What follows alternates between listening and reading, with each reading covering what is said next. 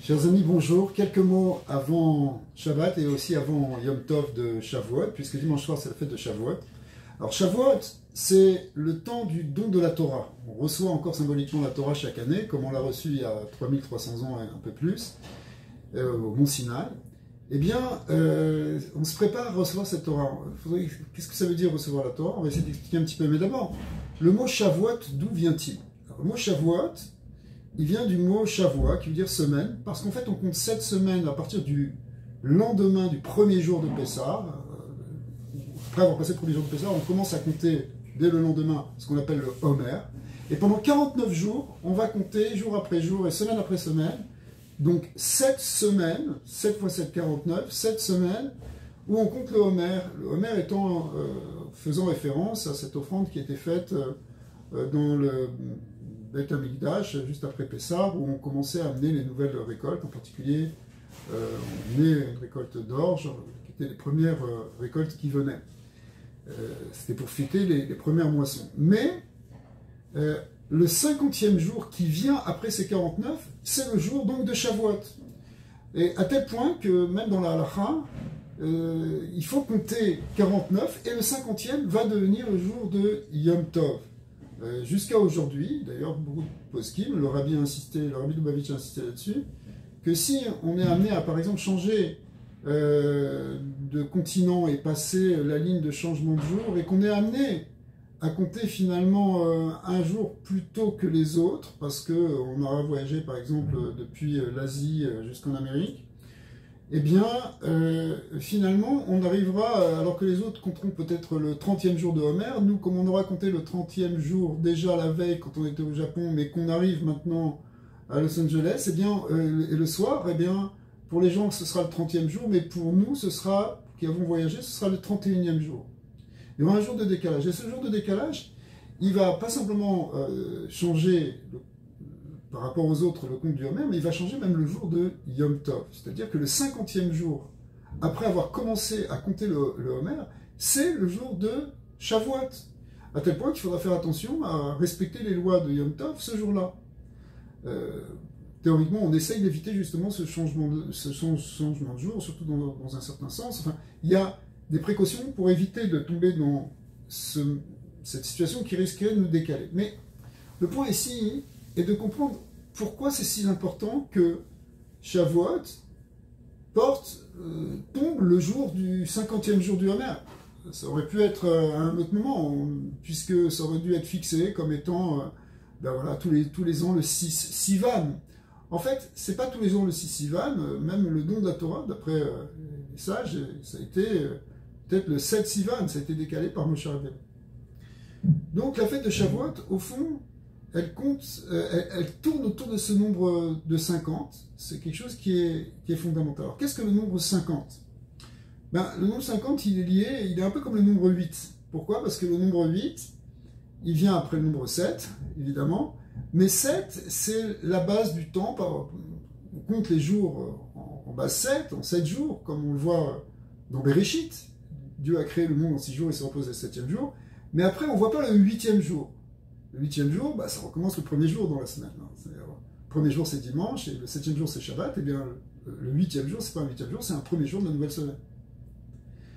Pourtant, le nombre 8, Shemini, revient plusieurs fois dans la Torah, sous le terme de Yom HaShemini. On voit ça justement pour l'inauguration du temple, on voit ça pour la Brit Mila, on voit ça dans plusieurs situations où ce nombre 8 apparaît dans une symbolique qui donne une dimension d'éternité. C'est-à-dire qu'on est justement au-delà du temps. Une fois qu'on a compté 7, qu'est-ce qu'il y a après? Ben, il y a quelque chose qui est au-delà du temps, qui est la source du temps.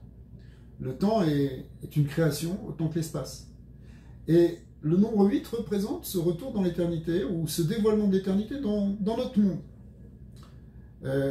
Alors, ce qu'on dit sur 8, qui vient après 7, eh bien, c'est identique et même plus grand encore, et c'est même amplifié dans le nombre 50. Qui vient après 7 fois 7 jours, c'est-à-dire 7 semaines, et 7 fois 7, 49, après le 49e jour, après les 7 fois 7 jours, vient le nombre 50. Et 50 représente cette éternité. Et cette éternité, c'est l'éternité qui se révèle à Shavuot, justement. Et c'est pour ça que ça correspond au don de la Torah. Parce que la Torah a une dimension éternelle. Elle vient d'une source divine qui est au-delà du monde et qui donc a une dimension d'éternité, qui est au-delà de l'espace et du temps, qui vient et qui s'adapte dans sa révélation au monde des hommes pour donner des lois et donner des préceptes qui vont nous aider à nous conduire dans ce monde-ci, mais ce sont des préceptes qui viennent d'une origine divine éternelle. En fait, la notion de révélation comme un point de départ est fondamentale. Elle est fondamentale dans toute l'histoire de l'humanité. Elle est fondamentale en particulier dans l'histoire du clan d'Israël. On part toujours d'un dépôt qui est complet au départ. Contrairement à ce qu'on peut penser dans l'approche scientifique ou de manière empirique, on va essayer petit à petit de s'approcher des vérités de la connaissance, mais en réalité, l'humanité est partie avec des atouts très forts quand Akadosh Baruch Hu avait décidé de révéler, à certains moments, un ensemble de connaissances, et en particulier au moment de la Torah, où il y a eu un dévoilement, une révélation extraordinaire de ce qui allait fonder après toute l'histoire du peuple juif. Donc, bien que Shavuot apparaisse comme un aboutissement, un conte, en réalité c'est aussi un départ, puisque c'est de là que, après cela, va commencer la Torah, et la Torah pour les hommes. Alors, cette idée, on la retrouve aussi dans le nombre 50, dont on a parlé d'ailleurs la semaine dernière, dans la paracha de Béar qu'on a lu, où on parle là-bas du jubilé, qui est aussi la 50e année. Cette fois-ci, c'est pas la 50e semaine, c'est la 50e année, mais symboliquement, on est toujours dans le nombre 50. Et on a vu que cette année du jubilé, de la 50e année, on comptait 50 années, aussi les 7 semaines, ce qu'on appelle les Shmitot, et puis à la fin, il y avait 7 fois 7 semaines d'année, et puis la 50e année, c'est ce qu'on appelle le jubilé. Il y a des lois très précises qui sont données par la Torah, entre autres la notion de libération des esclaves, de retour de la propriété, d'annulation des dettes. Il y a une libération en fait. C'est-à-dire que le jubilé, c'est un moment où les contraintes de ce monde, les contraintes justement du temps, l'esclavage du temps, est aboli. C'est-à-dire que on sort en réalité d'une période qu'on a vécue pendant un certain nombre d'années, et puis tout d'un coup, on va repartir en fait de nouveau, on va repartir à zéro. Imaginez un peu le sentiment d'un esclave qui se fait libérer le jour l'année du jubilé. Pour lui, c'est pas simplement qu'il termine avec cette période qui vient de passer, mais c'est aussi une nouvelle naissance. C'est aussi un nouveau début, un nouveau départ dans la vie. Eh bien, c'est la même chose. Shavuot, on reçoit la Torah, on part vers quelque chose de nouveau. C'est un nouveau départ. On a quelque chose qui va nous permettre maintenant d'aller plus loin, de commencer quelque chose, de démarrer quelque chose. Shavuot, c'est un début.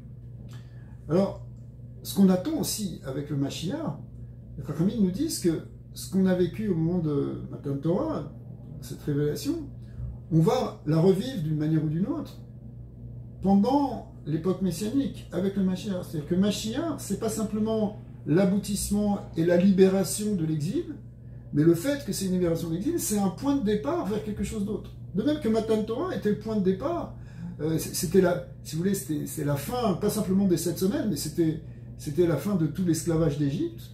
On est devenu vraiment libre au moment de Matan Torah, comme les Chachamim me disent que sur le fameux dracha que les paroles de Dieu étaient gravées sur les louchot, sur les tables de la loi. Gravées, ça se dit chaout.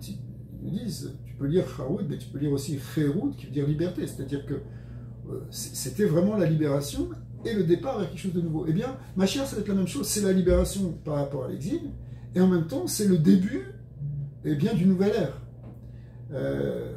Vesamti katkot shinsotaïr, c'est un verset qui nous dit que je te placerai comme un joyau, comme un diadème. Oui. Le mot katkod, qui veut dire aussi cristal, qui veut dire. Il s'écrit de la manière suivante: kaf dalet, kaf dalet. Le Zohar dit kaf dalet, c'est 24. Les 4 codes, c'est ce qui s'écrit 2 fois 24. 24 fait référence aux 24 livres du canon biblique. C'est une allusion. Mais c'est redoublé. Pourquoi? Parce qu'au moment de la venue de Mashiach, il y a un dévoilement de 24 nouveaux livres. En fait, c'est marqué dans les Tikkunim que ce n'est pas 24 nouveaux livres, c'est le dévoilement de la profondeur des 24 livres qu'on a déjà de la Torah, les 24 livres du Tanakh. Eh bien, il se révèle maintenant dans une profondeur beaucoup plus grande. C'est-à-dire, c'est pas simplement un nouveau don de la Torah, en fait, c'est une révélation des profondeurs de la Torah.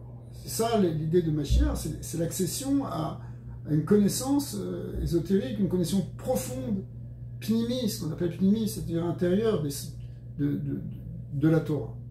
Et c'est ça qu'on attend véritablement, en fait, avec Mashiach, qui ressemble, de ce point de vue-là, à Matan Torah. Alors, ce Shabbat, on va dire quand même la paracha Bamidbar, et c'est fait exprès, les Ramim ont fait en sorte qu'on lise toujours Bamidbar un peu avant la fête de Shavuot, parce que Bamidbar, bien, c'est, comme son nom l'indique, ça veut dire dans le désert.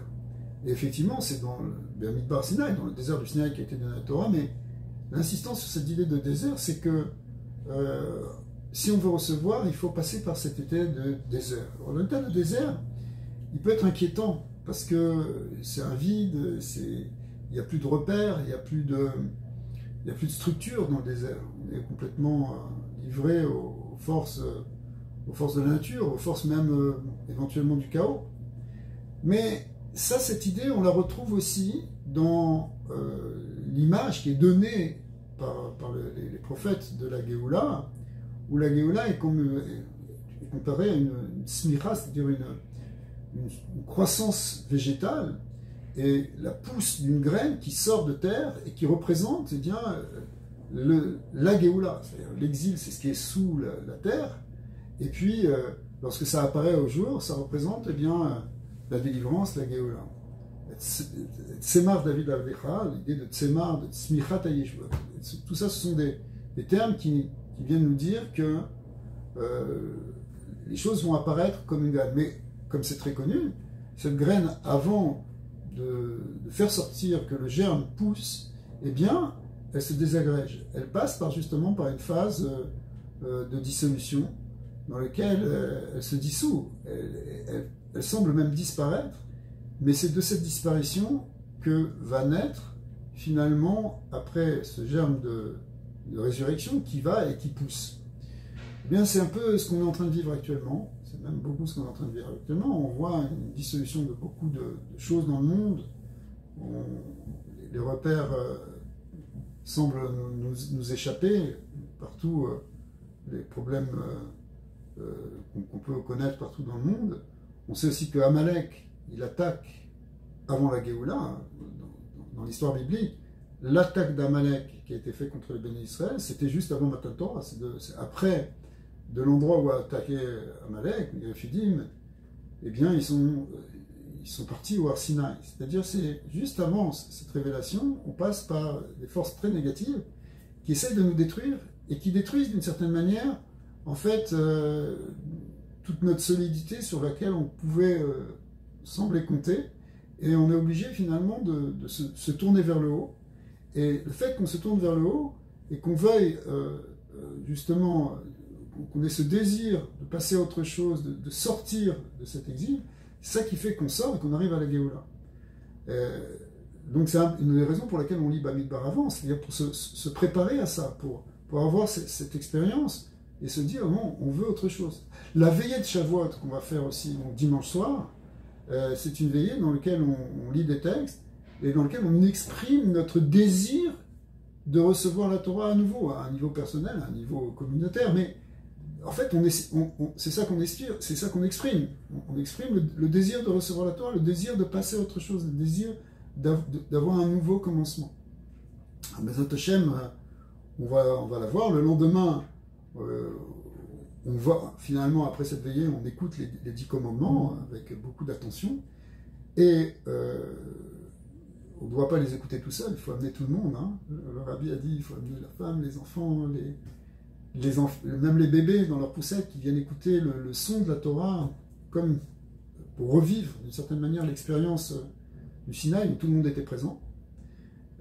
Si on ne peut pas se déplacer à la synagogue, on peut au moins essayer de lire dans le Chumash, dans le texte, de lire le passage des 10 commandements pour s'inspirer, pour essayer même de le vivre symboliquement.